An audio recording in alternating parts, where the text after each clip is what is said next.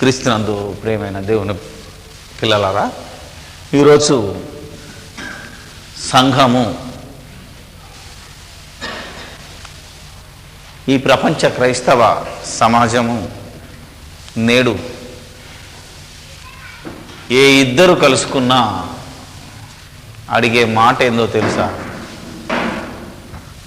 మీదే సంఘం అండి. ఫస్ట్ అడిగేది మీది ఏ సంఘము, లేదా మీరు ఏ చర్చికి వెళ్తారు, మీ పాస్టర్ గారి పేరేంటి, మీ సిద్ధాంతం ఏంటి? ఇవి ప్రతి వారు అడుగుతున్న ప్రశ్నలు. అందుకే క్రైస్తవేతర సమాజము ఈరోజు ఒక మాట మాట్లాడుతుంది. మీకే మరి సంఘాలని, సంస్థలని విభేదాలు ఉన్నట్టుగా కనబడుతుంది, మీకు మీరే పడట్లేదు కదా అనే ప్రశ్న కొంతమంది మరి నన్ను వేయడం నేను చూశాను. అలాగే ప్రతి వాళ్ళు పలానా సంఘము తప్పని, మా సంఘమే రైట్ అని, ఆ సంఘానికి పద్ధతులు బాగలేవని, అదే డాక్ట్రిన్స్ బాగలేవని, సంఘం పేరు బాగలేదని, ఇలా రకరకాలుగా విమర్శించటం. మా సంఘమే గొప్పది, మా సంఘమే ఎత్తబడుతుంది, మా సంఘానికే రండి, ఒక్కసారి మా సంఘాన్ని దర్శించండి అని చెప్పటం ఈ రోజుల్లో వింటున్నాం. అదేవిధంగా నేను మరి ఆంధ్రదేశంలో తిరుగుతున్నప్పుడు ప్రతి వారు అడుగుతున్న మాట మీదే సంఘం అండి అని. అసలు మీకు సంఘం ఉందా అని ఒకరు, మరి మీరు ఈరోజు మీటింగ్కి వచ్చారు కనుక మీ సంఘాన్ని ఎవరు నడిపిస్తారని మరొకరు. ఇలా రకరకాల ప్రశ్నలతో మనల్ని ఎదుర్కొంటున్నారు ఈరోజు. సంఘం అంటే అర్థం తెలియని వాడు కూడా సంఘాన్ని గురించి మాట్లాడటమే విచారించదగ్గ విషయం. ఈ సంఘాలన్నిటినీ కనుక మనం పరిశీలిస్తే అసలు ఈ భూమి మీద సంఘాలన్నీ బైబిల్ ప్రకారంగా స్థాపించబడ్డాయా, వాక్యానికి అనుగుణంగా ఉన్నాయా అని పరిశీలించాల్సిన సమయం ఆసన్నమైనది కనుక సంఘం అంటే ఏంటి, సంఘము ఎలా నిర్మింపబడాలి, సంఘము ఎలా ఉండాలి, ఎప్పుడు దాన్ని సంఘం అనొచ్చు అని కొన్ని ప్రశ్నలను మనం వేసుకొని వాటికి మనం సమాధానము ఈరోజు బైబిల్లో నుంచి వెతుకుదాం. ముందు సంఘం అంటే అర్థం మనం వెతికితే, ఈ సంఘం అనే పదము మామూలుగా కొందరు వ్యక్తుల సమూహం, లేదా కొందరు మనుషులు ఒక గ్రూపుగా, ఒక సమూహంగా ఏర్పడితే దాన్ని సంఘము అని ఈరోజు తెలుగు పదం లేదా నిఘంటువు యొక్క అర్థమైతే, బైబిల్ ప్రకారంగా సంఘం అనే పదానికి మూల పదము ఎక్లేసియా. ఇది గ్రీకు భాషలో నుంచి తర్జుమా చేయబడ్డ పదం.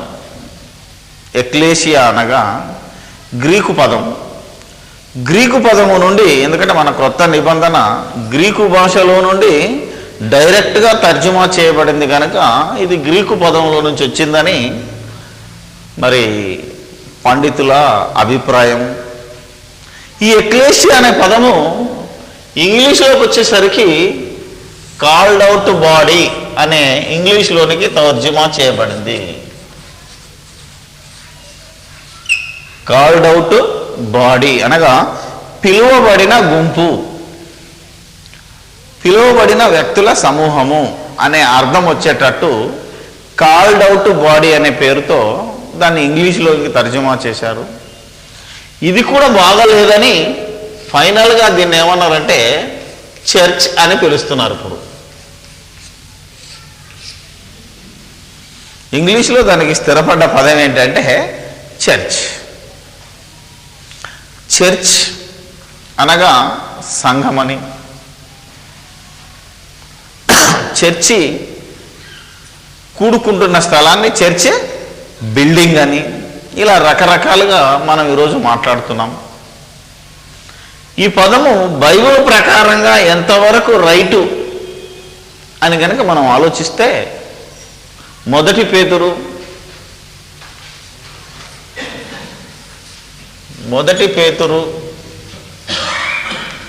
2వ అధ్యాయము 9వ వచనంలో బైబిలుకు ప్రకారంగా మనం ఆలోచిస్తే ఇది వాస్తవంగా కనబడుతుంది మనకు. అయితే మీరు చీకటిలో నుండి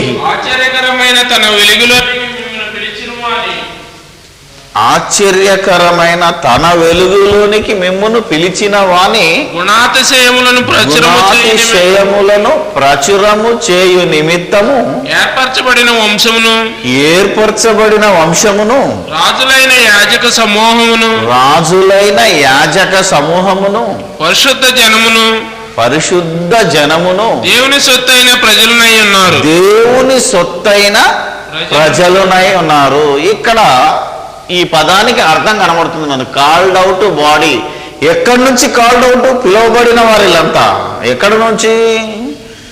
చీకటిలో నుండి తన ఆశ్చర్యకరమైన వెలుగులోనికి, యేసుక్రీస్తు యొక్క వెలుగులోనికి పిలువబడ్డవారు. వారెవరయ్యా అంటే ఈ కాల్డ్ అవుట్ బాడీ చీకటిలో నుంచి, అనగా ఏ చీకటి? లోకమనే ఏ చీకటి, లేదా సాతాను యొక్క సామ్రాజ్యం అనగా చీకటి సామ్రాజ్యములో నుంచి యేసుక్రీస్తు యొక్క సామ్రాజ్యంలోనికి పిలువబడ్డ వారు. ఆ పిలువబడ్డ గుంపును ఈరోజు సంఘము అని పిలుస్తున్నాం. ఈ సంఘము, ఈ పిలువబడ్డ వారు ఎవరట? ఏర్పరచబడిన వారు, ఆ తర్వాత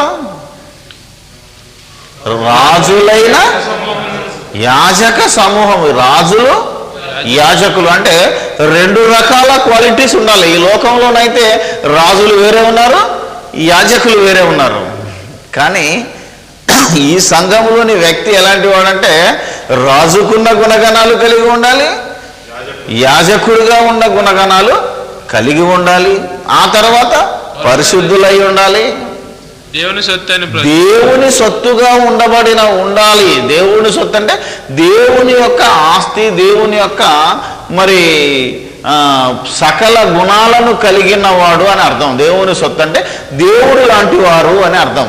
అనగా దేవుని గుణగణాలను కలిగిన జనాంగమే సంఘము. యేసుక్రీస్తు పిలిచిన వారు, దేవుని సొత్తైన వారు, ఆ ప్రజలు రాజులాంటి గుణాన్ని కలిగిన వారు, యాజకత్వము చేయగలిగిన కెపాసిటీ కూడా కలిగిన వారు, వారే సంఘము అని బైబిల్ ప్రకారంగా ఈ వచనాన్ని బట్టి మనం ఆలోచిస్తే కనబడుతుంది. మరొక చోట మనం ఆలోచిస్తే అపోస్తుల కార్యములు 2వ అధ్యాయము, అపోస్తుల కార్యములు 2వ అధ్యాయము 38 నుంచి మనం ఆలోచిస్తే, పేతురు మీరు మారు మనసు పొంది పాప క్షమాపణ నిమిత్తము ప్రతివాడు యేసుక్రీస్తు నామమున బాప్తిస్మము పొందుడి, అప్పుడు మీరు పరిశుద్ధాత్మను వరమును పొందుదురు. ఈ వాగ్దానము మీకును మీ పిల్లలకును దూరస్తులందరికీ, అనగా ప్రభువైన మన దేవుడు తన యొద్దకు పిలిచిన వారందరికీ చెందునని వారితో చెప్పారు. ఇంకను ఇక్కడ నుంచి 40 ఇంకను అనేక విధములైన మాటలతో సాక్ష్యమిచ్చి మీరు మూర్ఖులకు ఈ తరము వారికి మూర్ఖులకు ఈ తరము వారికి వేరై రక్షణ పొందుడని వారిని రక్షణ పొందుడని వారిని హెచ్చరించను. కాబట్టి అతని వాక్యమును అంగీకరించిన వారు బాప్తిస్మము పొందిరి. ఆ దినమందు ఇంచుమించు 3,000 మంది చేర్చబడిరి. వీరు అపోస్తలుల బోధయందును సహవాసమందును రొట్టె విరుచుటయందును ప్రార్థన చేయుటయందును ఎడతెగక ఉండిరి. ఇది సంఘానికి ఉన్న క్వాలిఫికేషన్. నువ్వు సంఘముగా పిలువబడాలి అంటే, ఒక సంఘముగా పిలువబడాలి అంటే ఇదిగో ఈ యొక్క క్యారెక్టర్ను కలిగి ఉండాలి అన్నాడు. అంటే మూర్ఖులకు ఈ తరము, వంకర మాటలతో మాట్లాడే ఈ తరము వారితో వేరై రక్షణ పొందిన వారే సంఘము. ఆ రక్షణ పొందిన వారు ఎలా ఉంటారు? వారు అపోస్తలుల బోధయందును. సంఘము దేంట్లో ఉండాలి? అపోస్తలుల బోధలో ఉండాలి. సహవాసమందును రొట్టె విరుచుట యందును ప్రార్థన చేయుట యందును ఎడతెగక, అంటే కంటిన్యూగా. సంఘం అంటే ఏంటి అనుకుంటున్నారు?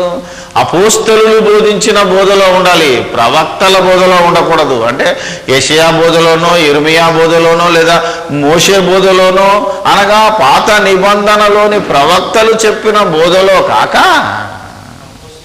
అపోస్తలుల బోధలో ఉండాలి. వారు ఎలా ఉండాలి? సహవాసమందును రొట్టె విరుచుట యందును, అనగా కలిసి భోజనం చేయుటలోను ఎడతెగక, అంటే ఒక రోజు, ఒక గంటో, ఒక దినమో సహవాసముగా కూడుకున్న జనాంగము కాకుండా ఎడతెగక కంటిన్యూగా సహవాసంలో ఉన్నవారు, అపోస్తలుల బోధయందు ఉన్నవారే సంఘము. వాళ్ళు ఎంతమంది? ఆ రోజు ప్రారంభ సంఘంలో 3,000 మంది చేర్చబడ్డారు.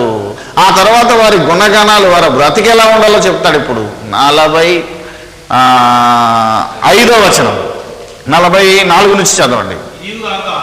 44 నుంచి. ఇదిగాక విశ్వసించిన వారు, ఎవరిని? యేసుక్రీస్తును, దేవుణ్ణి విశ్వసించిన వారందరూ ఏకముగా కూడి తమకు కలిగినదంతయు సమిష్టిగా ఉంచుకొనిరి. ఇదియుగాక వారు తమ చర స్థిరాస్తులను అమ్మి అందరికీ వారి వారి అక్కర కొలది పంచిపెట్టిరి. మరియు వారేక మనస్కులై ప్రతి దినము దేవాలయములో తప్పక కూడుకొనుచు ఇంటింటా రొట్టె విరుచుచు దేవుని స్తుతించుచు ప్రజలందరి వలన దయ పొందిన వారై ఆనందముతోనూ నిష్కపటమైన హృదయముతోనూ ఆహారము పుచ్చుకొనుచుండిరి. మరియు ప్రభు రక్షణ పొందుచున్న వారిని అనుదినము వారితో చేర్చుచుండెను. అమ్మయ్య, ఎలాంటిదంటే సంఘము నిజంగా నువ్వు క్రీస్తుకు, అనగా దేవుని నమ్మి యేసుక్రీస్తు నామములో బాప్తిస్మము పొంది ఒక సంఘముగా యేసుక్రీస్తు యొక్క గుణాతిశయములను ప్రచురము చేయటానికి ఏర్పరచబడిన వంశమును, మరి రాజులైన యాజక సమూహమును, దేవుని సొత్తైన ప్రజలుగా ఉండే ఈ గుంపు ఎలా ఉండాలట? వారి వారి అక్కర కొలది తమ చర స్థిరాస్తులను అమ్మి అందరూ కలిసి ఒకచోట సమిష్టిగా కలిసి బతికిన వారు. అలాంటి వారి కోసం నువ్వు వెతకాల్సిన పని లేదు. ఏం చేస్తున్నాడు ఇక్కడ? ప్రభువే రక్షణ పొందుచున్న వారిని వారి యొద్దకు వారితో చేరుస్తూనే ఉంటాడంటే. యేసుక్రీస్తే మరి గొర్రెల కాపరి గనక, ఈ గొర్రెలన్నిటికీ కాపరి ఆయన గనక, ఏ గొర్రె నశింపక, ఏ గొర్రె ఆకలితో ఉండటం ఇష్టం లేదు గనక, గొర్రె ఎక్కడున్నా సరే దాన్ని తీసుకొచ్చి ఈ యొక్క సంఘములో కలుపుతాడు. అది అసలు సిసలైన సంఘము. వారు ప్రతిదినము తప్పక కూడుకొనుచు అన్నారు. అప్పటికి దేవాలయం ఉంది కనుక ఆ రోజుల్లో దేవాలయంలో తప్పక కూడుకొనుచున్నారు అన్నాడు. ఆ తర్వాత మీరు కనుక ఆలోచిస్తే మరలా పౌలు గారి పత్రికలోనికి వెళితే దేవాలయం అనే మాట ఉండదు ఇక. ఎందుకంటే కొన్ని రోజుల తర్వాత ఏమవుతుంది, ఆ దేవాలయం రాతి మీద రాతి నిలవకుండా కూలిపోతుంది అని యేసుక్రీస్తు చెప్పాడు కనుక అది కూలిపోయింది కనుక ఆ సంఘము చెదిరిపోయింది కనుక తర్వాత ఎక్కడెక్కడ కూడుకుంటున్నారు అనేది మనకు తెలిసిపోతుంది. ఇంటింట కూడుకునే సమస్య వచ్చేస్తుంది. దేవాలయంలో కూడుకోవాలి అప్పుడున్నది కాబట్టి ఆ తర్వాత ఇంటికి వచ్చి రొట్టె విరచాలి అంటే కలిసి భోంచేయాలి అని అర్థం. అంటే అందరూ భేద అంటే బీదవారు కానీ గొప్పవారు కానీ తారతమ్యము లేకుండా, ఈయన ఉన్నోడు మంచి ఆఫీసరు ఈయనకు కూర్చేద్దాం, ఈయన రిక్షావాడు ఈయన ఏమి ఇయ్యలేడు సంఘాన్ని కాబట్టి ఈయన కింద కూర్చుని పెడదామనే భావము లేకుండా అందరూ సమానంగా ఉండే అటువంటి గుంపును ఇదిగో సంఘము అని పిలవాలి అంటున్నాడు దేవుడు. మరి దీనికి ఎలా ఉండాలి అని మీరు ఆలోచిస్తే అపోస్తల కార్యములు 20వ అధ్యాయంలో మరొక సంగతి రాసి పెట్టాడు. 28లో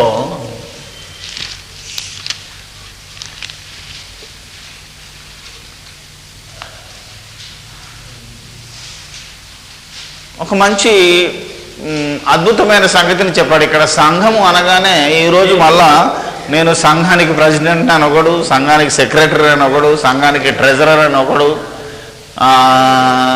సంఘ డీకన్ అని ఒకడు, ఇలా ఒక్కొక్కరు రెచ్చిపోతున్నాయి ఈ దినాన. అసలు సంఘానికి ఎన్ని పోస్టులు ఉండాలి అని చెప్పాడు దేవుడు. ఈ పోస్టులన్నీ బైబిల్లో ఉన్నాయా లేవా అని ఆలోచిస్తే కేవలం అపోస్తల కార్యములు 20-28లో ఒక మాట రాయబడి ఉందండి. దేవుడు అన్న దగ్గర ఒక ఫుట్ నోట్ ఇచ్చి ప్రభు అని కింద ఉంటుందండి. అంటే స్వరక్తం ఇచ్చినది దేవుడు అనగా ప్రభు అయిన యేసుక్రీస్తే తప్ప దేవుడు రక్తాన్ని ఇవ్వలేదు కనుక అక్కడ ఏమని ఉండాలంటే ప్రభు అంటే క్రీస్తు. క్రీస్తు తన స్వరక్తం ఇచ్చి సంపాదించిన తన సంఘమును కాయుటకు పరిశుద్ధాత్మ మిమ్మును దేనియందు అధ్యక్షులుగా ఉంచెను ఆ యావత్తు మందను గూర్చియు మీ మట్టుకు మిమ్మును గూర్చియు జాగ్రత్తగా ఉండుడి అనగా ఈ మందను కాయడానికి ఎవరు ఉండాలి? అధ్యక్షుడు ఉంటే చాలు. That's all. ఆ అధ్యక్షుడే కాయుట అన్నాడు కాబట్టి కాపరి అని పిలవచ్చు అతన్ని. ఈ అధ్యక్షుని ఇంగ్లీష్లో ఏమంటారంటే ప్రెసిడెంట్ అని మామూలు భాషలో పిలుస్తాం, కానీ ఇంగ్లీష్ బైబిల్లో ఏమంటుందంటే బిషప్ అంటారు. పెద్ద అధ్యక్షుడు అంటే దాని పేరు బిషప్. అంటే ఇక్కడ మనకుంటారుగా చాలా ఉన్నాయి, ఇక్కడ మండలాలని ఉంటాయి కదా, అప్పుడు వాటికి అధ్యక్షులను ఇంగ్లీష్లో ఏమంటారంటే బిషప్ అంటారు. ఉదాహరణ మనకు తెలుసు కదా, ఏమనుంది ఒకటి మనకు దగ్గరగా తెలిసినది ఉంది. ఏమన్నది దక్షిణ ఇండియా సంఘం అని ఉంటే దానికి ఎవరు పెద్ద? బిషప్ ఉంటాడు అంతే అని మనం ఆలోచిస్తే, ఉదాహరణ చెప్పానండి, మనకెవరు ఇది కాదు కానీ పిలువబడుతున్న దాంట్లో మీకున్న బిషప్లను పిలువబడే దాంట్లో ఈ సంఘాలలో ఉన్నాయి. మరి మెథడిస్ట్ కానీ సిఎస్ఐ కానీ క్యాథలిక్ కానీ వీటిలలో కనబడుతుంటారు మీకు బిషప్పులు పోపులు రకరకాల పేర్లతో కనబడుతుంటారు. కాబట్టి ఒకడే ఉంటాడు పెద్ద, అతన్ని కాపరి అని కూడా అనొచ్చు. ఎందుకంటే అధ్యక్షులుగా ఉంచను మందను కాయుటకు అన్నాడంటే కాపరి అధ్యక్షుడిగా పిలువబడచ్చు, అధ్యక్షుడు కాపరిగా కూడా పిలువబడచ్చు. కానీ మిగతా పోస్టుల జాడ మనకు బైబిల్లో లేదు. ఇక ఏంటిది? సెక్రటరీ అని, ట్రెజరర్ అని, ఈ పోస్టులు మనకు వైస్ ప్రెసిడెంట్ అని ఇవి లేవండి. కానీ ఈరోజు ప్రతి సంఘంలో నేను ట్రెజరర్ని, నేను ప్రెసిడెంట్ని, నేను సెక్రటరీని బయలుదేరారు. కాబట్టి ఇది బైబిల్కు వాస్తవమో కాదో, బైబిల్కు భిన్నంగా ఉందో లేదో వాళ్ళే ఆలోచించుకోవాలి, ప్రతి క్రైస్తవుడు ఆలోచించాలి. ఆ తర్వాత ఈ అధ్యక్షుడికి కావలసిన అర్హతలు ఉన్నాయి, ఇది చివరిలో మాట్లాడతాను నేను. ఇప్పుడు మనం మాత్రం సంఘం అంటే ఏంటిది, దానికి ఉండవలసిన లక్షణాలు ఏంటివి, ఆ సంఘము ఎలా ఉంటే సంఘము అని కనుక మనం ఆలోచిస్తే ఒక గొప్ప సంగతిని మనకు మరలా దేవుడు బయలుపరుస్తున్నాడు. అది కనుక మనం ఆలోచిస్తే అద్భుతంగా ఉంటుందండి. మొదటి తిమోతి 3 3వ అధ్యాయము 15వ వచనం.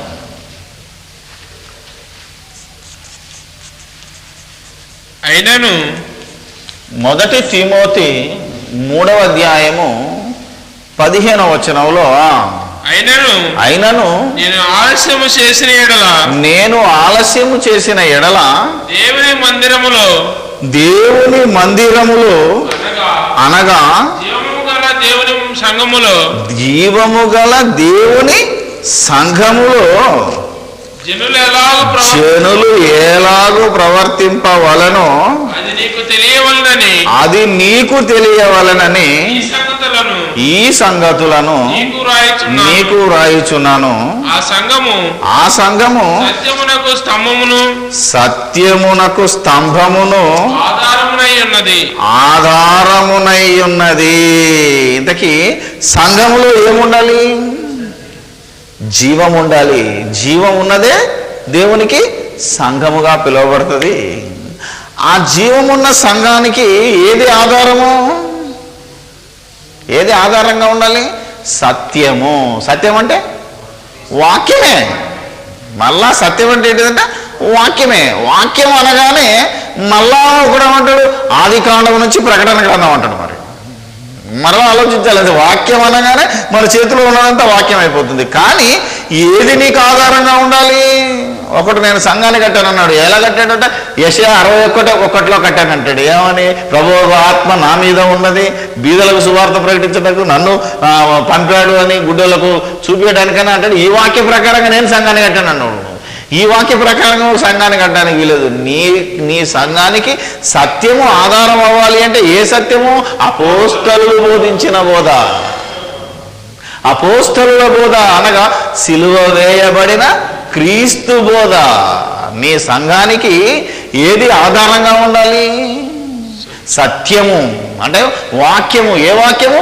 క్రీస్తు బోధించిన బోధ అనగా అపోస్తలుల బోధ. యేసుక్రీస్తు బోధ అనగా అపోస్తలులు బోధించిన బోధ. మరలా క్రీస్తు బోధ అంటే సిలువ వేయబడక ముందున్న క్రీస్తు బోధ కాదు. అది సిలువ వేయబడిన క్రీస్తు బోధ. ఎందుకంటే సిలువ వేయబడక ముందున్న క్రీస్తు బోధలో ఒక రకంగా ఉంటుంది, సిలువ వేయబడిన క్రీస్తులో ఒక రకంగా ఉంటుంది. అది మీరు మరలా ఆలోచించుకోవాలని ఈ సార్వత్రిక సంఘానికి నేను చెప్తున్న మాట అదే. ఇప్పుడు మనం ఆలోచిస్తే సత్యానికి ఆధారం. కానీ ఈరోజు సంఘాలు ఎలా ఉన్నాయి? ఒక వ్యక్తిని బేస్ చేసుకుంటున్నాయి. ఎవరు? ఏ సంఘమైనా దానికి ఒక మూల పురుషుడు ఉంటాడు. అతడి పేరు మీదనే సంఘం కట్టబడుతుంది. అతని ఆలోచన దృక్పథంతో అంటాడు. మళ్ళా నీకు ఏ వాక్యం ద్వారా కట్టావని ఒకడు అంటాడు. నీ విజన్ ఏందంటాడు ఒకడు. అర్థమైందా?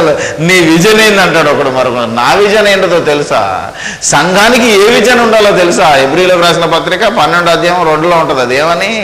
విశ్వాసమునకు కర్త దాని కొనసాగించువాడైనా యేసు వైపు చూడటం. అదే మన విజన్. ఎవరి విజన్ అయినా అది ఉండాలి తప్ప ఈరోజు సంఘాలన్నిటికీ ఆధారం ఏంటిది? హెబ్రీయులకు రాసిన పత్రిక 12వ అధ్యాయంలో ఉంటుంది. ఆ మాట మీకు కంఠస్థం రావాలి. ఏమనుంటుంది అక్కడ? విశ్వాసమునకు కర్తయు దానిని కొనసాగించువాడైన యేసు వైపు చూచుచు మన ఎదుట ఉంచబడిన పందెములో ఓపికగా పరిగెత్తుదము. హెబ్రీయులకు రాసిన పత్రిక 12:2. ఎవడి విజన్ అయినా ఇదే.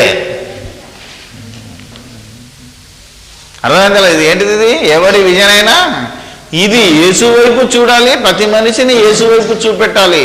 కానీ చాలామంది విజన్ ఎలా ఉంటుందంటే సంఘంలో ఎలా చేరుద్దాం, ఏదాన్ని ఎలా ఆశ పెడితే సంఘానికి వస్తాడు.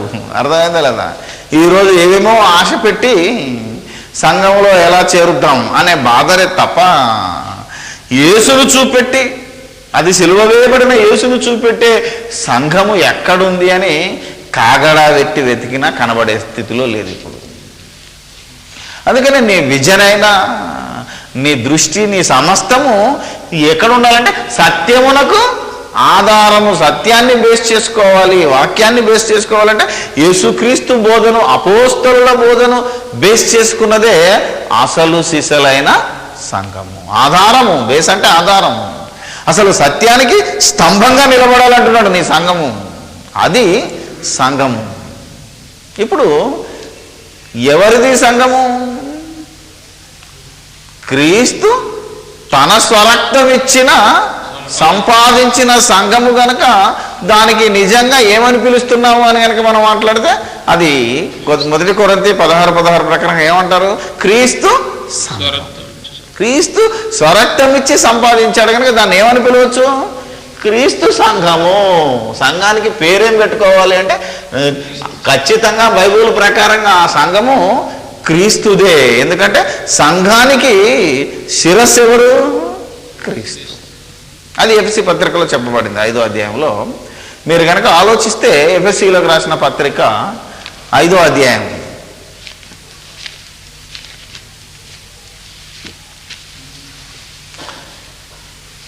ఎఫెసీలకు రాసిన పత్రిక 5వ అధ్యాయము 23వ వచనంలో ఆ మాట రాయబడింది. క్రీస్తు సంఘమునకు శిరస్సై ఉన్నాడు. శిరసై ఉన్నలాగున పురుషుడు భార్యకు శిరసై ఉన్నాడు. ఎందుకంటే ఇది భార్యాభర్తల సంబంధాన్ని గురించి చెబుతూ సంఘాన్ని భార్యగా పోలుస్తూ క్రీస్తును భర్తగా పోలుస్తూ సంఘము క్రీస్తుకు లోబడి ఉన్నాడే భర్త భార్య ఎలాగైతే భర్తకు లోబడాలని చెబుతూ క్రీస్తును భర్తగా పోలిసి చెప్పడానికి శిరస్సు అనే పదాన్ని, అంటే శిరస్సు అని చెప్పడానికి భర్త ఒక స్త్రీకి శిరస్సు అని చెప్పడానికి ఇలా ఉపయోగించాడే తప్ప నిజంగా మన భాషలో భార్యాభర్తల సంబంధాన్ని చెప్పాడు తప్ప నిజంగా యేసుక్రీస్తు భర్తగాడు, మనమేమో ఏదో ఫిజికల్గా ఈ లోక సంబంధమైన సంబంధం కాదు అది. అందుకే ఇంకా చాలామంది ఏమంటున్నారు, ఒకడు వధువు అని పెట్టుకుంటున్నాడు. ఏమంటే వరుడు రాబోతున్నాడు కనుక ఆలోచించినట్టయితే ఈ భాష నీ భాషలో నువ్వు పిలుస్తున్న భాషను పెట్టుకున్నాడు.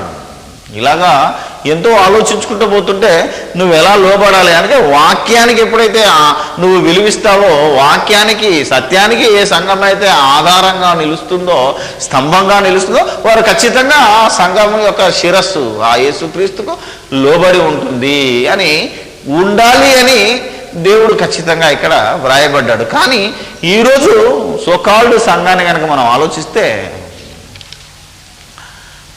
మనము ఒక్కొక్క ఊర్లో ఒక్కొక్క చర్చిలో ఒక్కొక్క సంఘంలో అడిగి మనకి, ఎందుకంటే మనకు ఎక్కడ ఆస్తులు లేవు కనుక ఒక్కొక్క చోట ఒకరిని అడిగితే, మరి సదాశివపేటలో ఒక ఆయన అడిగితే ఏమన్నాడో తెలుసా? వాక్యం బాగున్నా మాకు అనవసరం లేదు, మా యొక్క సంఘము కాన్స్టిట్యూషను ఒప్పుకోదంటాడు. ఏమంటే మా సంస్థ కాన్స్టిట్యూషన్, మా సంస్థ రూల్స్ ఉన్నాయి. ఇవి ఎవరు పెట్టారు? వ్యక్తులు. అందుకనే మనుషులు కల్పించిన పద్ధతులనే దైవోపదేశములుగా ఎవరైతే ఆరాధిస్తారో లేకపోతే వాటిని పాటిస్తారో అది సంఘముగా పిలవడానికి వీలు లేదు. దానిని సంఘముగా పిలుచుకోవడానికే నీకు హక్కు లేదు. ఎందుకంటే మనుషులు కల్పించిన పద్ధతులు ఎప్పుడూ సంఘానికి అప్లై కావు. కేవలం సత్యమే ఆధారముగా ఉండాలి. అలా సత్యము ఆధారముగా ఉంటేనే అది జీవము గలది అని వాక్యము సెలవిస్తున్నది. లేకపోతే నువ్వు మనుషుల వైపు, సంఘాల వ్యక్తుల వైపు, సంస్థల వైపు, లోకము వైపు, లోక పద్ధతుల వైపు కనుక ఉంటే అది సంఘముగా పిలువబడదు. నువ్వు పెట్టుకుంటున్నావు పేరు, కానీ అది దేవుని దృష్టిలో, బైబిల్ దృష్టిలో అది నిర్ధారించబడదు. బైబిల్ కానీ అనగా దేవుని వాక్యం దాన్ని ఒప్పుకోవడం లేదు అని మనం ఆలోచించినట్టయితే అద్భుతంగా ఉంటుంది. మరి ఇంకా మనం కనుక ఆలోచిస్తే ఒక మంచి మాటను చెప్తున్నాడు. ఇప్పుడు ఈ సంఘంలో ఎంతమంది ఉండాలి? సంఘము అనగానే లోకం దృష్టిలోనైతే ఏ గ్రూప్ ఆఫ్ పీపుల్, అంటే ఒక వ్యక్తుల ఒక గుంపు లేదా మనుషుల సమూహము. ఎంతమంది?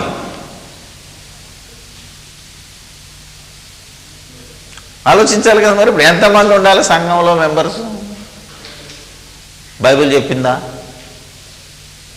ఆలోచించాలి కదా. నిజానికి ఈరోజు సంఘం అనగానే మనం ఏమనుకుంటాం, ఖచ్చితంగా మరి ప్రెసిడెంట్, సెక్రటరీలు, ట్రెజరర్లు ఉండాలన్నా ఓ మినిమం 5 మంది, అవునా కదా, ఎగ్జిక్యూటివ్ బాడీతో కలుపుకుంటే.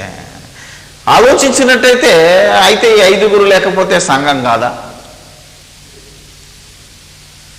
అందుకే ఎఫెసీలకు రాస్తూ మాట చెప్పాడు.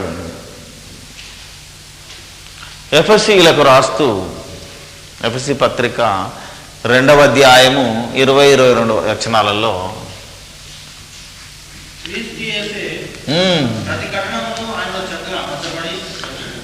క్రీస్తు యేసే మూలరాయి అయి ఉండగా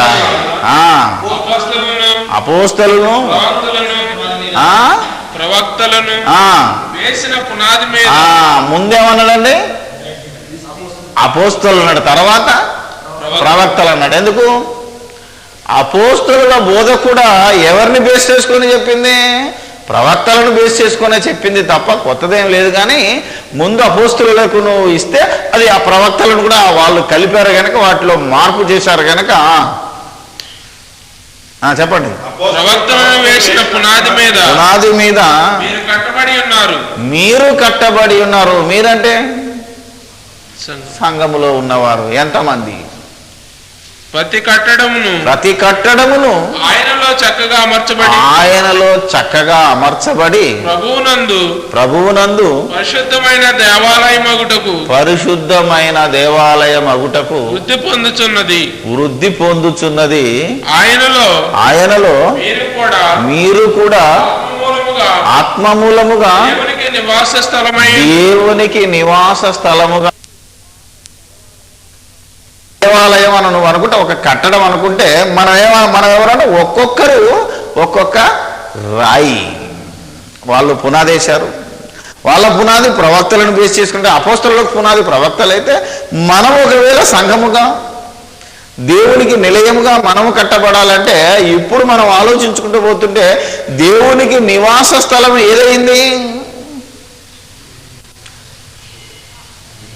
దేవునికి నివాస స్థలం ఏదైంది? ఒక్కొక్కరు అంటున్నాడు అని అంటే 1 కొరింథీ 3వ అధ్యాయము 16-17 వచనంలో చూస్తే మీరు దేవుని ఆలయమై ఉన్నారని మిమ్మును గురించి మీరే ఎరుగరా. అంటే మీరంటే ఒక్కొక్కడు ఒక్కొక్క దేవాలయము. ఎందుకన్నాడు ఈ మాట? ఒక్కరి దగ్గర వచ్చేసాడు. సంఘము అనగానే మీరు కనుక ఆలోచిస్తే ఇక్కడికి వచ్చేసరికి మీరు అన్నాడంటే చాలా మంది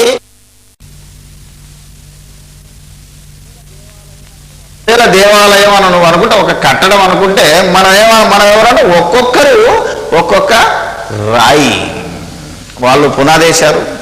వాళ్ళ పునాది ప్రవక్తలను బేస్ చేసుకుంటే, అపోస్తలులకు పునాది ప్రవక్తలు అయితే, మనం ఒకవేళ సంఘముగా దేవునికి నిలయముగా మనము కట్టబడాలంటే ఇప్పుడు మనం ఆలోచించుకుంటూ పోతుంటే దేవునికి నివాస స్థలం ఏదైంది? దేవునికి నివాస స్థలం ఏదైంది? ఒక్కొక్కరు అంటున్నాడు అని అంటే 1 కొరింథీ 3వ అధ్యాయము 16-17 వచనంలో చూస్తే మీరు దేవుని ఆలయమై ఉన్నారని మిమ్మును గురించి మీరే ఎరుగరా. అంటే మీరంటే ఒక్కొక్కడు ఒక్కొక్క దేవాలయము. ఎందుకన్నాడు ఈ మాట? ఒక్కరి దగ్గర వచ్చేసాడు. సంఘము అనగానే మీరు కనుక ఆలోచిస్తే ఇక్కడికి వచ్చేసరికి మీరు అన్నాడంటే చాలా మంది ఎక్కువ మంది ఉండాలనే భావంలోకి వెళ్ళిపోయారు. కానీ మీరంటే ఎక్కువ మందిని సంబోధిస్తున్నాడు కనుక మీరనే పదం ఉపయోగించాడు. ఒక్కడుంటే నీవు అనేవాడు. అవునా కదా? మీరు మనం ఆలోచిస్తే అప్పటికి సంఘము మరి అందరూ కలిసే సంఘముగా ఉన్నారు కనుక మీరు అనే పదం ఉపయోగించాడు. కానీ సంఘము అభివృద్ధి చెందుతున్నప్పుడు ఏం జరిగిందో తెలుసా మీకు? ఏం జరిగింది? అపోస్తల కార్యములు 8వ అధ్యాయానికి వచ్చేసరికి ఏం జరిగింది?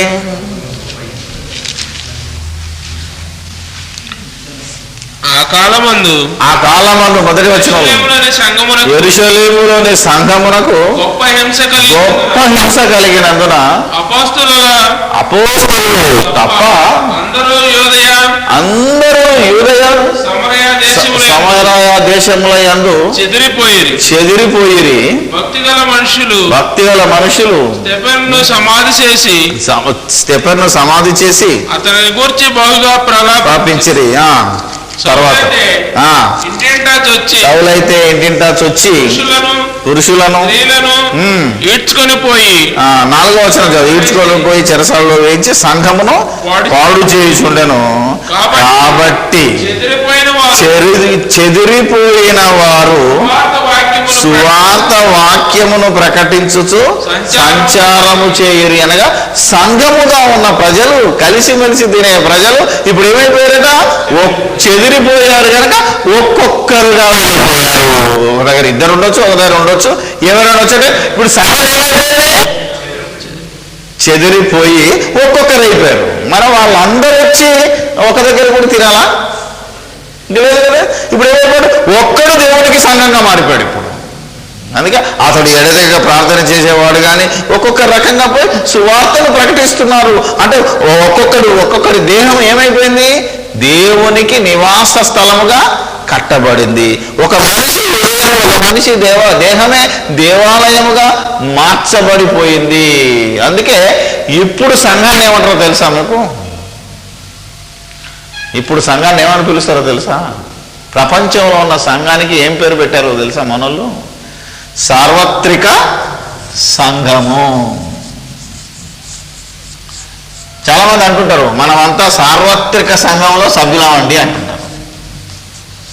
దీన్ని ఇంగ్లీష్లో ఏమన్నారంటే యూనివర్సల్ చర్చ్.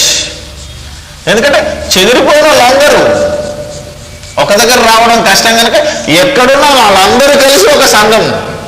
ఈ సార్వత్రిక అనే దాన్ని మరొక భాషలో ఏమన్నారంటే క్యాథలిక్ అన్నారు. ఇంగ్లీష్లో క్యాథలిక్ అంటే సార్వత్రిక అని అర్థం. ఇప్పుడున్న క్యాథలిక్ కాదండి. ఇప్పుడున్నది ఏంటిది అనుకుంటున్నాం? అది రోమన్ క్యాథలిక్. అది అందుకని వాడు ఏమంటాడు? అది ఆర్సీ ఏమంటాడు తప్ప క్యాథలిక్. అది క్యాథలిక్ అంటే అందరూ వస్తారు. సార్వత్రిక సంఘంలో ఇప్పుడు ఎక్కడెక్కడ ఉన్నారో, ఏ సంఘంలో అన్నా ఉండవు, నువ్వు ఏదో బోర్డు పెట్టుకుని ఉన్నావేమో, కానీ మనం అంతా ఈ క్యాథలిక్ సార్వత్రిక సంఘంలో సభ్యులమని మనం అంటున్నామంటే ఇది రైట్. ఎందుకంటే సంఘము చెదిరిపోయింది, ప్రపంచాన్నంతా చెదరగొట్టాడు దేవుడు. అది దేవుని సంకల్పమే. ఒకప్పుడు మనుషులు ప్రపంచం అంతా చెదరగొట్టాడు, భాషలు తారుమారు చేసి చెదరగొట్టాడు. అవునా కదా? అది దేవుని సంకల్పమే. ఈ రోజు కూడా సంఘము భూమి మీద 6 నెలల కనబడుతున్న ప్రతి చోట క్రీస్తు యొక్క సంఘము, క్రీస్తును నమ్మిన వారు విస్తరించాలి కనుక క్రీస్తు రాజ్యం అనగా మరి భూభాగం కాదు, అది మనుషులే కనుక ఒక్కొక్క మనిషి ప్రపంచం అంతా చెదిరిపోవాలనే ఉద్దేశంతో ఆ రోజు సంఘాన్ని చెదరగొట్టి మరి ఈ ప్రపంచం అంతా చెదిరిపోయిన కనుక ప్రపంచంలో ఉన్న వాళ్ళంతా యేసుక్రీస్తు స్వరక్తం ఇచ్చి సంపాదించిన వారే. అందుకే ఒక్కొక్కరు ఇప్పుడు సంఘమా పిలవడుతున్నాడు. ఎలా చెప్పగలరు మీరు అని కనుక మనం అడిగితే ఒక్కడు ఎలా శిరస్సు అవుతాడు అని కనుక మనం ఆలోచిస్తే 1 కొరింథీ మీకు ఆధారం ఏంటని మీరు చెప్పొచ్చు. ఇంతమంది ఉండాలని బైబిల్లో లేదు. ఎందుకంటే అంతమంది కావాలంటే ఫస్ట్ ఎవరు ప్రారంభించాలి? ఒక వ్యక్తుల సమూహం కావాలంటే ఎవరు దానికి మూల కారణం? వ్యక్తి లేకపోతే గుంపు ఎక్కడిది? అలాంటి వ్యక్తులు కలిస్తే దాన్ని గుంపు అన్నాం. Called out people. ఒక్కడు కాల్డ్ అవుట్ అయితే కాడా అని మనం ఆలోచిస్తే 1 కొరింథీ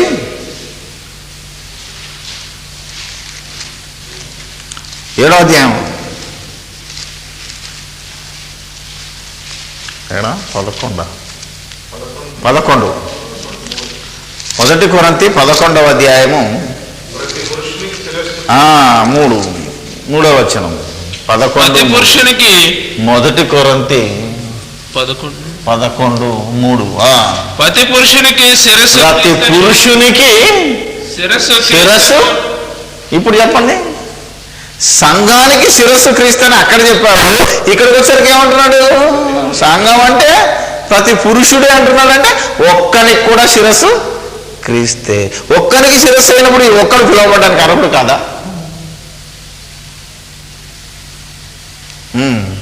ఇప్పుడు చెప్పండి. ఆ తర్వాత స్త్రీకి శిరస్సు పురుషుడనియో, క్రీస్తునకు శిరస్సు దేవుడనియో. క్రీస్తునకు శిరస్సు దేవుడని. అందుకనే ఇవన్నీ ఒకవేళ క్రీస్తు సంఘం అని పిలువబడ్డ లాస్ట్కి ఇదే సంఘం అవుతుంది. అది దేవుని సంఘమే. క్రీస్తు దేవుని వాడు కనుక టోటల్ గా అంతవరకు సంఘము దేవుడిది. అందుకే జీవం గల దేవుడు అని అక్కడ దేవుని సంఘం అని అక్కడ మాట్లాడు. మామూలుగా మనకి ఎవరు శిరస్సు? క్రీస్తు కనుక మనది క్రీస్తు సంఘం అనుకుంటే ఇప్పుడు క్రీస్తు దగ్గరికి వచ్చేసరికి పురుషునికి అన్నాడు. ఒక్క పురుషుడు ఉన్న శిరస్సు క్రీస్తే. కాబట్టి వారు, ఈ పురుషుడు ఎవరికి శిరస్సు అన్నాడు?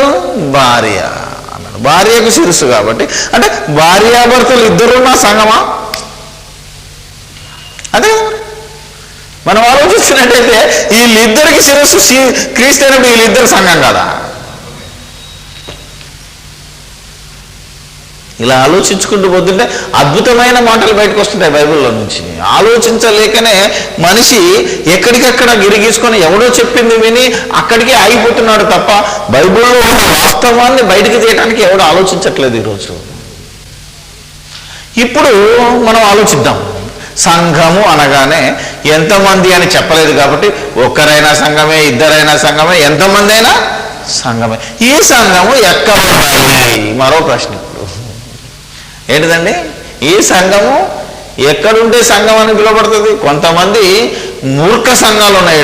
ఏమనంటే తెలుసా, ఇంట్లో పెడతారనో మందిరానికే రావాలి, అదే సంఘము, అక్కడుంటేనే ప్రశాంతత, అక్కడ గడిపితేనే, ఒక దినము గడిపితే 1000 దినములతో సమానం అనే భావంలోకి వెళ్ళిపడి ఇది ప్రవక్తల బోధలోనికి వెళ్ళాడు తప్ప అపోస్తుల బోధలో ఉన్నాడా అని మనం ఆలోచిస్తే వాళ్ళకి అపోస్తులు లేరు. వాళ్ళు కేవలము ప్రవక్తలను ఆధారం చేసుకున్నవాడు. అందుకే బైబిల్లోకి వచ్చేసరికి సంఘం ఎక్కడుంటే సంఘం అని పిలువబడింది అని మీరు ఆలోచిస్తే మొదటి కొరింథీ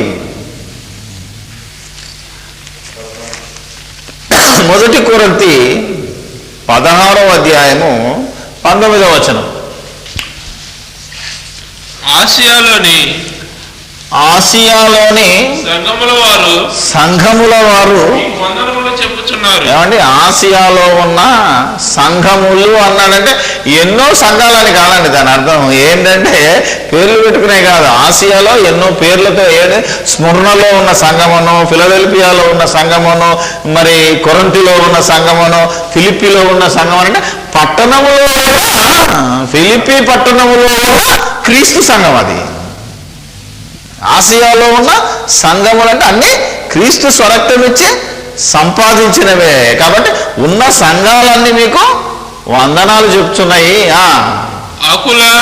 అకుల, ప్రిస్కిల్లా అను వారును వారి ఇంట ప్రభువునందు అనేక వందనములు. అమ్మయ్య, ఇప్పుడు బైబిల్ ఏం చెప్తుంది? ఇంటనున్నది కూడా సంఘమే. ఇప్పుడు ఇంటనున్నది కూడా సంఘమే. కాబట్టి ఒక ఇంట్లో కూడుకుంటే సంఘం కాదా? బైబిల్ ఏమన్నదంటే ఇంటనున్నది కూడా సంఘం. ఎందుకంటే ఒక్కరు కూడుకున్నా, ఇద్దరు కూడుకున్నా, 10 మంది కూడుకున్నా, ఇంట్లో 100 మంది కూడుకున్నా అది సంఘమే. కాబట్టి సంఘం ఇంట్లో ఉండొచ్చా? ఉండొచ్చు. స్థలం మంది పట్టకపోతే ఓకే, నువ్వు ఒకటి పెద్ద షెడ్ వేసుకోలేతే ఇంకా పెద్దది హాల్ కట్టుకో, దాన్ని ఏమని పిలవచ్చు? ఇల్లు అని పిలవరా? అందుకే కొందరు ఏమంటారు, హౌస్ ఆఫ్ ప్రేయర్ అనగా ప్రార్థనా గృహం. నో ప్రాబ్లం, ప్రార్థించుకునే గృహం. ఆలోచించాలి మనం ఇప్పుడు. కాబట్టి ఇది గృహమే, ఒక గృహం. అది ఇంటున్నా పర్వాలేదు, ఏడున్నా. ఇప్పుడు దీన్ని ఒక ఇల్లు అనరా? It is called building. ఇదేంటిది? ఇది మనం కూడుకుంటున్నది కూడా, మనం వింటున్నదాన్ని ఏమనాలి? బిల్డింగ్. ఇది మనం ఏమంటాం? College building. ఇంట ఇల్లు, దీని కింద మనం ఉంటే దీన్ని ఏమన్నా మన ఇంట్లోనే ఉన్నట్టే లెక్క. ఇంటి మీద ఉన్నా, అవునా కదా, ఇంటి కింద ఉన్నా అది ఇంట ఉన్నది అని పిలుచుకోవచ్చు. మరి ఇంట ఉన్నది సంఘము అని మీరు ఆలోచిస్తే ఎంతమంది ఉన్నారు? అకుల, ప్రిస్కిల్లా అను వారును వారి ఇంట ఉన్న సంఘము. వారి ఇంట్లో ఎంతమంది ఉన్నారు చెప్పలేము. అర్థమైందా లేదా? ఎంతమంది ఉన్నారో తెలియదు, కానీ ఒక చోట చెప్పాడు. అపోస్తల కార్యాలు 18వ అధ్యాయంలో 3 ఉన్నారు ఇక్కడ. అపోస్తల కార్యములు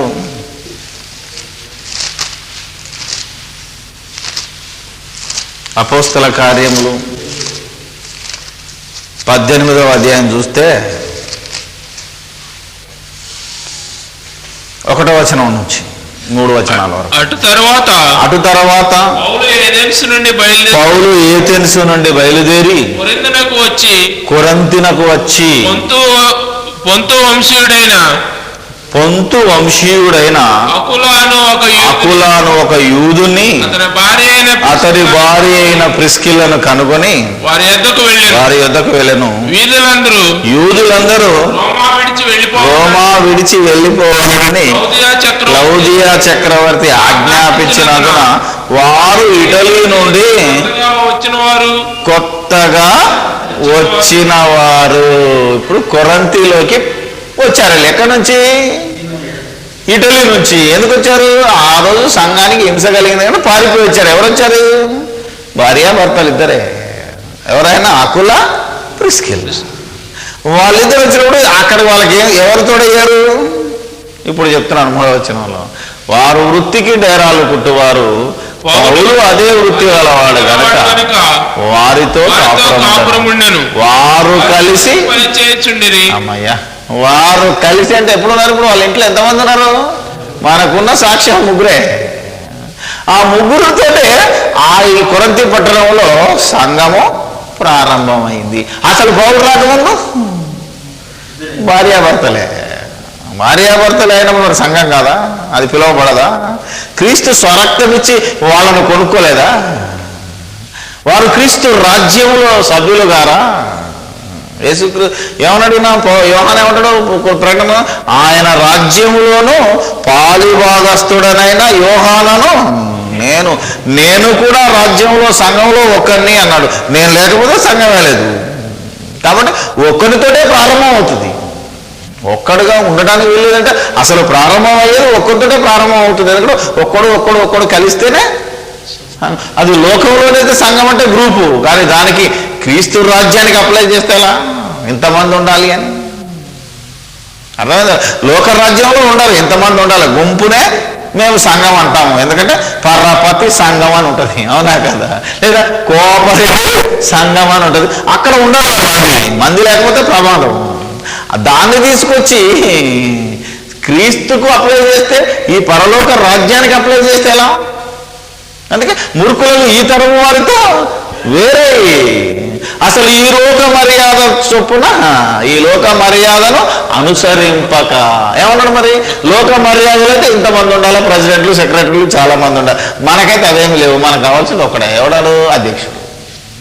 ఇప్పుడు మనం ఆలోచిద్దాం. ఇక మాదే సంఘం అన్నోళ్ళు, మా సంఘమే ఎత్తవద్దు అన్నోడికి ఏం ఫాల్ట్, ఏమేమి అర్హతలు ఉండాలో చెప్తాడు ఇప్పుడు. అంతే కదా? సంఘము అని పిలువబడాలంటే దానికి అధ్యక్షుడు ఉండాలి, లేదా కాపర్ ఉండాలి, నాయకుడు ఉండాలి, పెద్ద ఉండాలి. కనుక ఆ పెద్దే ఆ సంఘాన్ని నడిపించాలి అనేది మరి బైబిల్ చెప్తున్న రూల్. కాబట్టి ఆ పెద్ద ఎలాంటి వాడు ఉండాలి?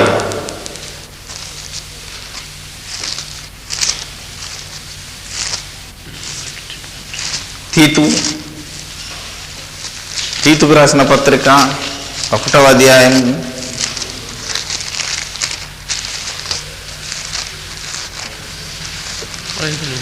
1వ అధ్యాయము 5 నుంచి, నేను నీకు ఆజ్ఞాపించిన ప్రకారము నీవు లోపముగా ఉన్న వాటిని దిద్ది ప్రతి పట్టణములోను పెద్దలను నియమించు నిమిత్తమే నేను ఎవడైనను. ఇంతకీ పెద్ద ఎలా ఉండాలి? ఎవడైనను నిందారహితుడును ఏకపత్ని పురుషుడును. ఎవరండి?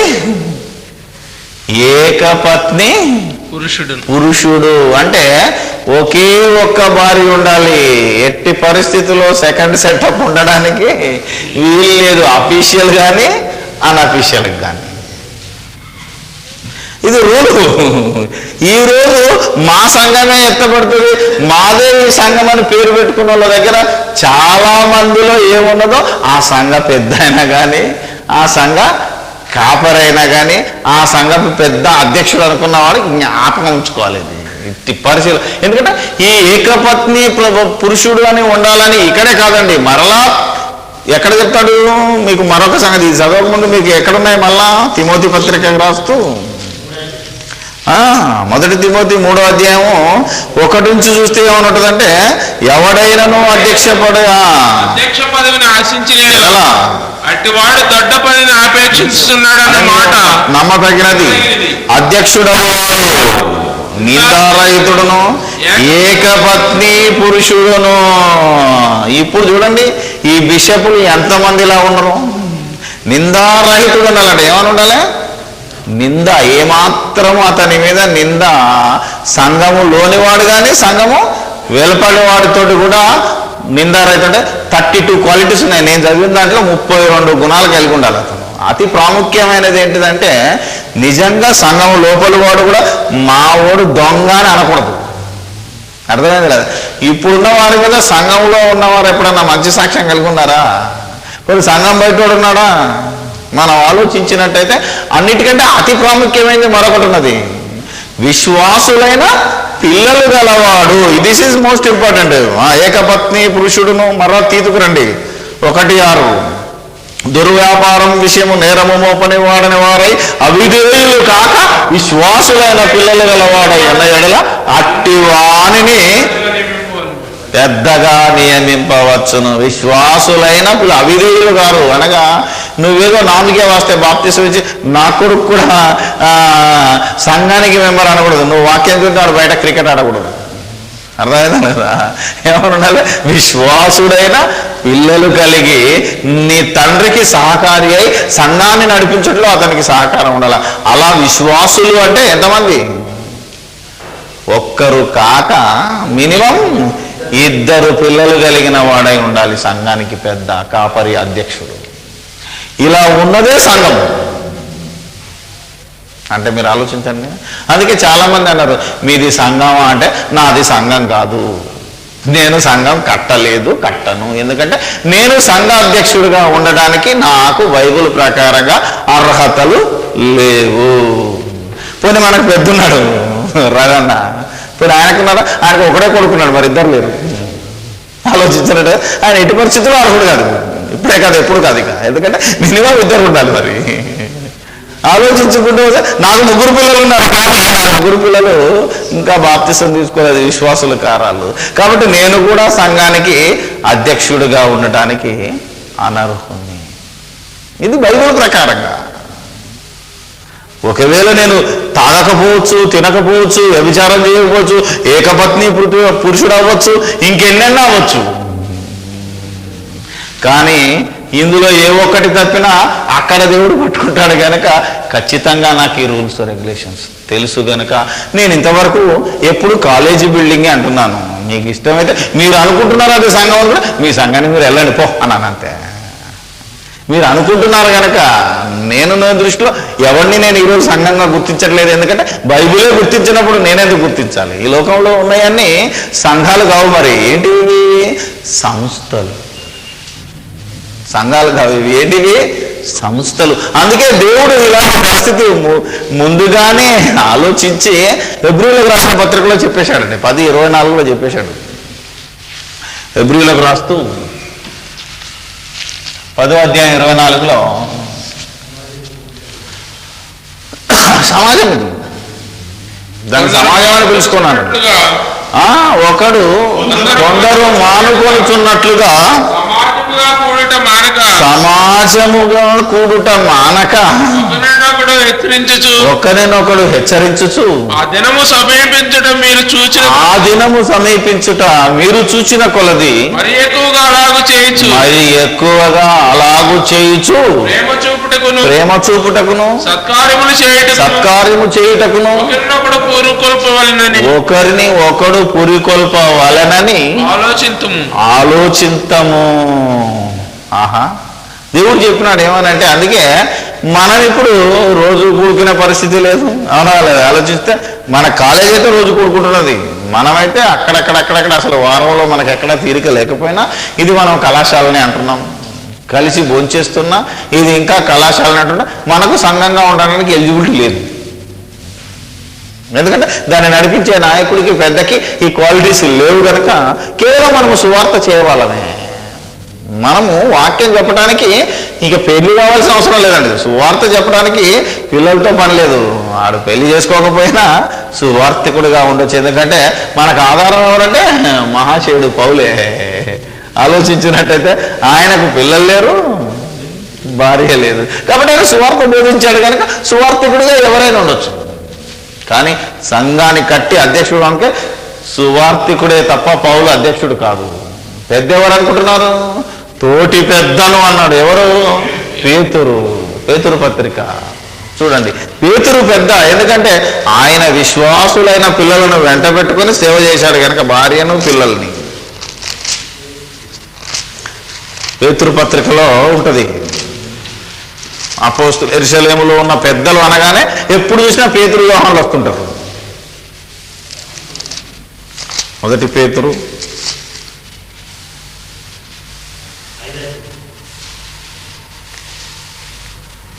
5వ అధ్యాయం 1వ వచనం.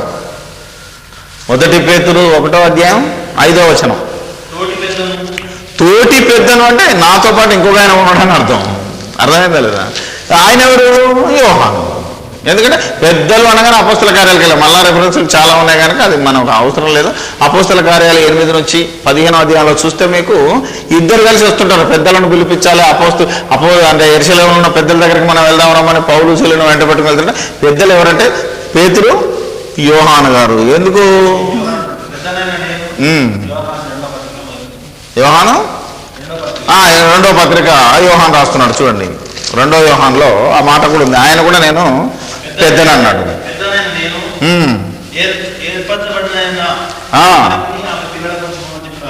ఆయనదేమనగా అన్నాడు. కాబట్టి ఎలా వీళ్ళు పెద్దలుగా ఉండడానికి అర్హత పొందారు అని కనుక మనం మాట్లాడితే మొదటి కొరింథీ ఇప్పుడు పేతురు, యోహానులు పెద్దలు. ఎందుకంటే వాళ్ళు ఎలా ఉన్నారో చూపిస్తున్నాడు. మొదటి కొరింథీ 9వ అధ్యాయం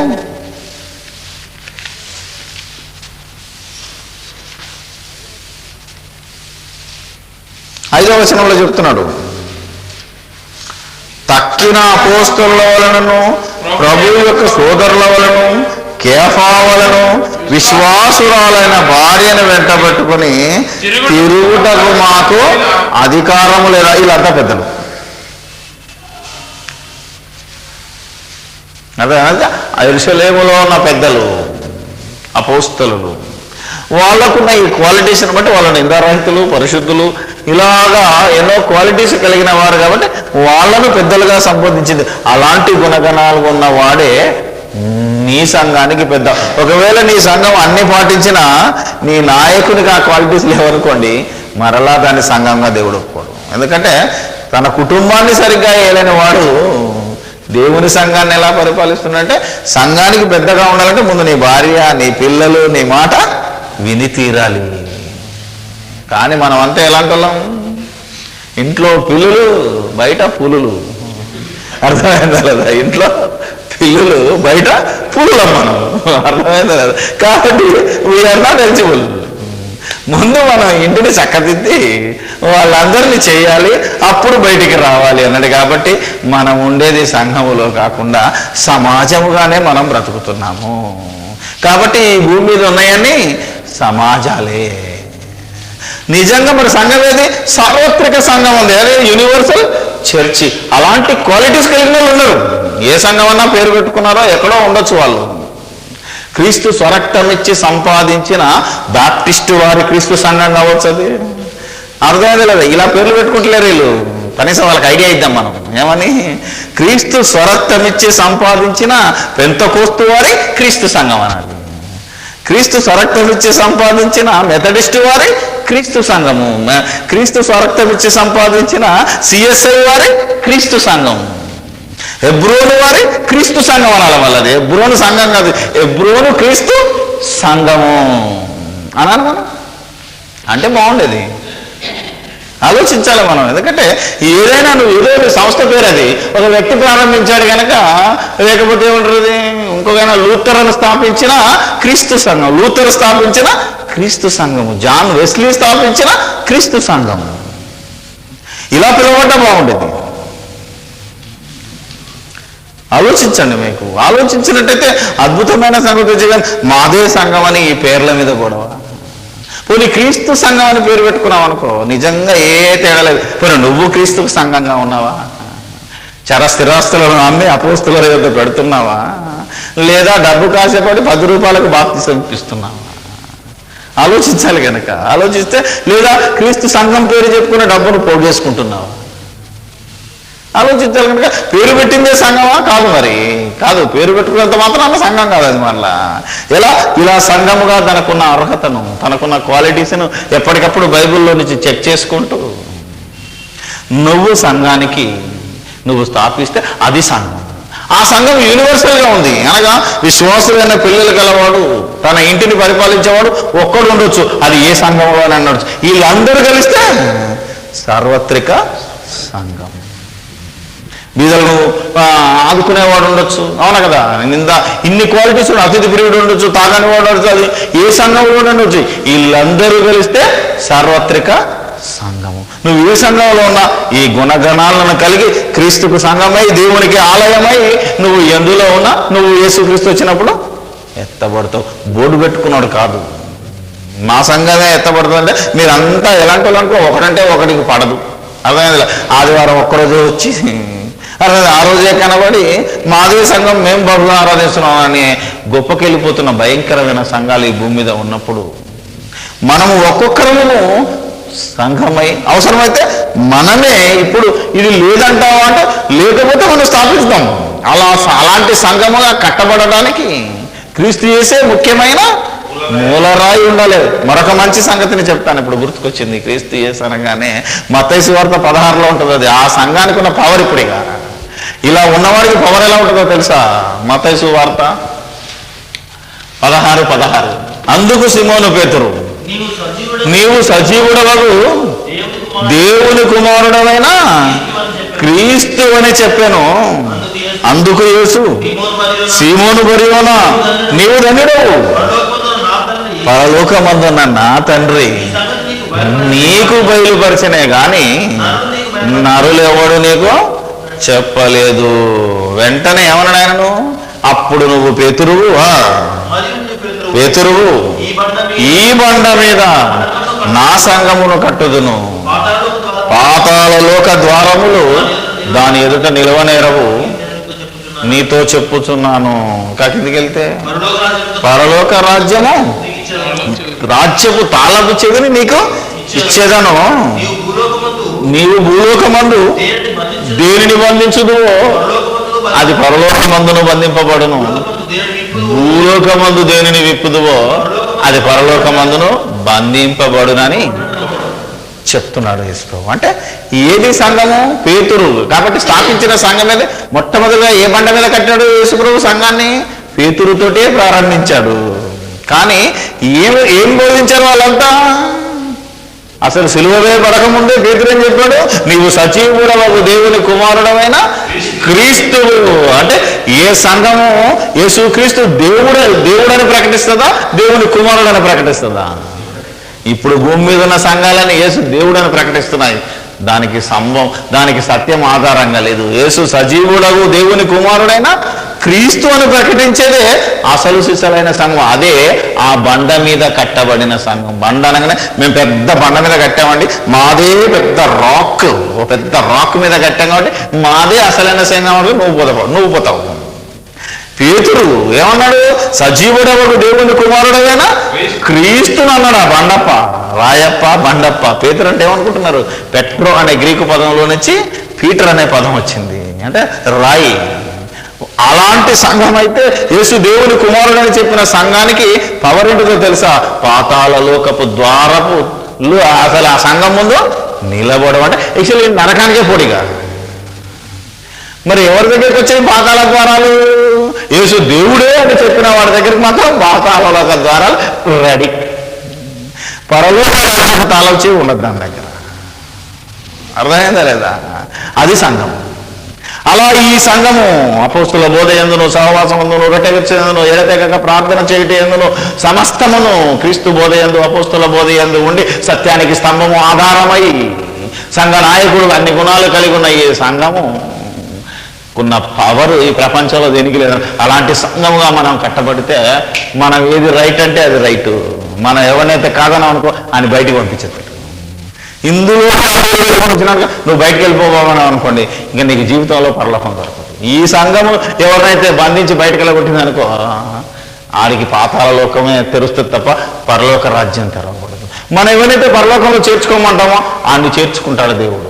మనమంటే క్రీస్తుకు సంఘమై, సరక్తం ఇచ్చే సంఘమై, బైబిల్లో చెప్పబడిన సంఘముగా నువ్వు కూడుకొని ఉంటే నీకు అంత పవర్. మనం ఈ ప్రపంచ క్రైస్తవ్యాన్ని పిలుస్తున్నాం. అలాంటి సంఘముగా ఉండటానికి మనం